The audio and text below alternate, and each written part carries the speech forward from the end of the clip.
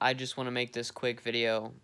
I've been talking a lot about, the Charlie Kirk situation and politics because of what's happening. I think something I just want to add. I think what we really need to do right now, I'm going to be honest with you. I don't trust the government. I'm not going to sit here and say all politicians are evil and all politicians have bad motives. I'm not going to be hyper skeptical, but I am going to be skeptical enough to say I don't trust the government. I don't trust politicians, including Donald Trump. And Charlie Kirk, he wasn't a politician. And to be honest with you, besides the fact that he was a high-profile conservative individual, simply because he had a podcast, simply because he debated people, simply because he supported Donald Trump with his mouth. Besides that, besides his high-profile fame, he was just an average conservative. He was just like my dad. My dad has a lot of the same values that Charlie had, and he uses his mouth to express them to people, that he knows and that he wants to get into a conversation with about. Charlie was just basically my dad without being famous. He wasn't a politician. He was just a guy with a podcast who liked to have debates, who liked to have friendly debates. And to see him killed like that, and I'm pretty sure it was in front of his family, just makes me think about, if someone killed my dad just because they disagreed with him. And mind you, I disagreed, the things I did hear him say, which wasn't a lot until after he died. I would disagree with Charlie's views on systemic racism, on sexism, on climate change, on pro-gun, because I wouldn't say I'm anti-gun, but I wouldn't say I'm pro-gun. I would say, don't take away people's guns. We need them for self-defense, especially in these times and in this world. But there should definitely be some restrictions on how people get guns, because this is just ridiculous, especially with the school shooting that happened. All these school shootings, it's just ridiculous. And Charlie Kirk getting shot. That should be evidence enough. And it's really hypocritical that people who are anti-gun are like, yay, he's dead. It's so insane, the world we live in. But I think this video, what I just want to say is, as a Christian, I'm really struggling to live for my values and outwardly speak my values to people of my own age. I can do it all day long with people who disagree with me, who are decades older than me. But when it comes to me speaking my mind in public to people my own age, I freeze and I either stay silent or I lie about what I'm agreeing with. Because I'm afraid to upset people. I'm afraid to offend people.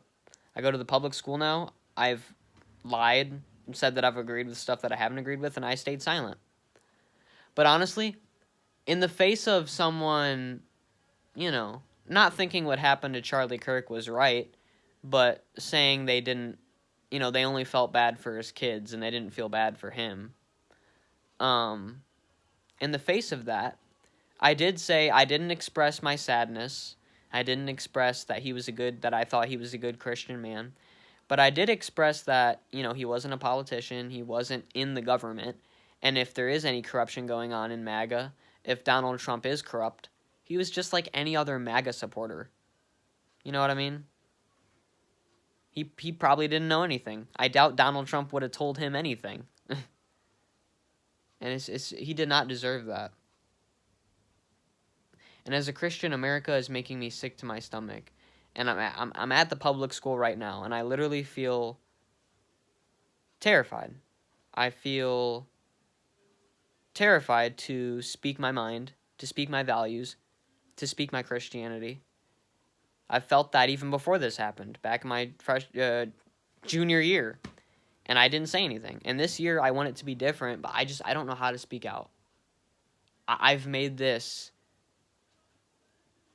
identity at that school where people think the people that I do know think I believe certain things that I don't actually believe, and I don't know how to come out about it. And I felt so convicted last year, and this year I'm just trying to stay more silent on it. I'm just trying to stay out of politics and out of religion in conversations.